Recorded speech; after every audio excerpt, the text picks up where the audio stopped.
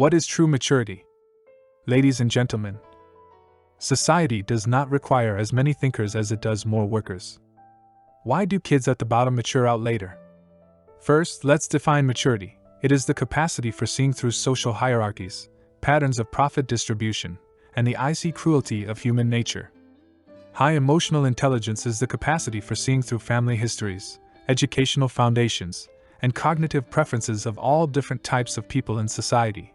This capacity requires ongoing learning and reflection. Don't let the working man be too affluent or too poor, warned Socrates 2,500 years ago. The phrase middle class derives from this.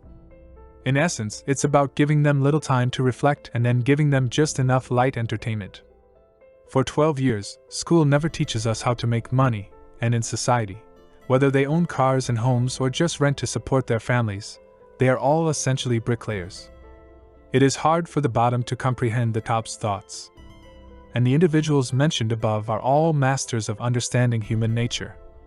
They are aware of how much interest division can enable members of the so-called middle class to both to support their families and work hard to. As a result, they give you the impression that success is just around the corner. They may even use gambling to keep you hooked. As a result, there will be some class mixing and the desire for financial freedom. The world has two sides. It is inappropriate for young people at the bottom to discuss principles and patterns.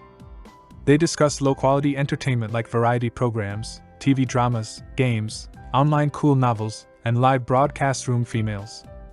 The notion of tittytainment tries to keep the other 80% of dissatisfied citizens pleased with a combination of depressingly predictable, lowest common denominator amusement for the soul and nourishment for the body.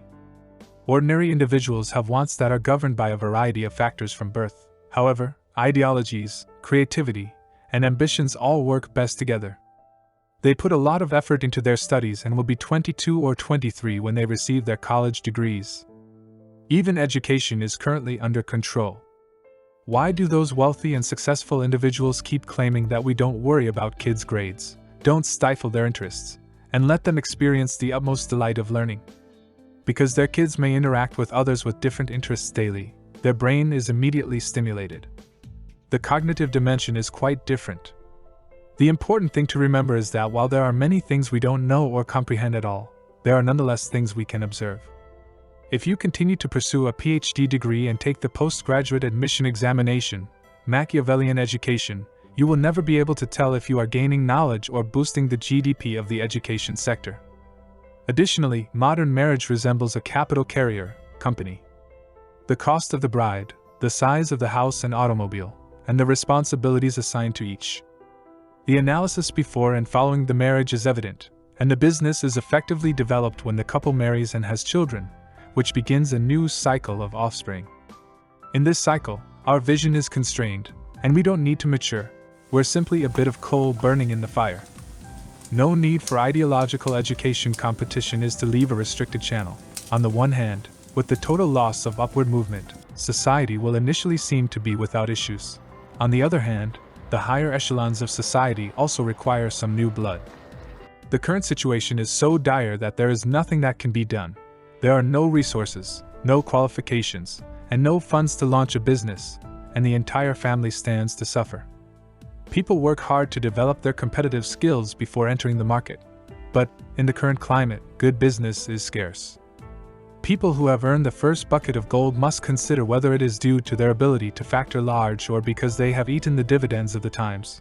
People who still want to turn around and reverse the trend, more calmly, to create independent learning and thinking time for themselves. And even ordinary people who live their lives but also understand the meaning of leisure. To summarize, spare time is the first asset of life. Some think I don't have time to do anything. If you don't have time, you shouldn't watch this video. If a person is impoverished between the ages of 10 and 20, he can blame his parents. But if he is still poor between the ages of 30 and 40, he can only blame himself. So cherish our own time and balance our lives. True maturity is the ability to understand society and human nature while one's own heart is still warm.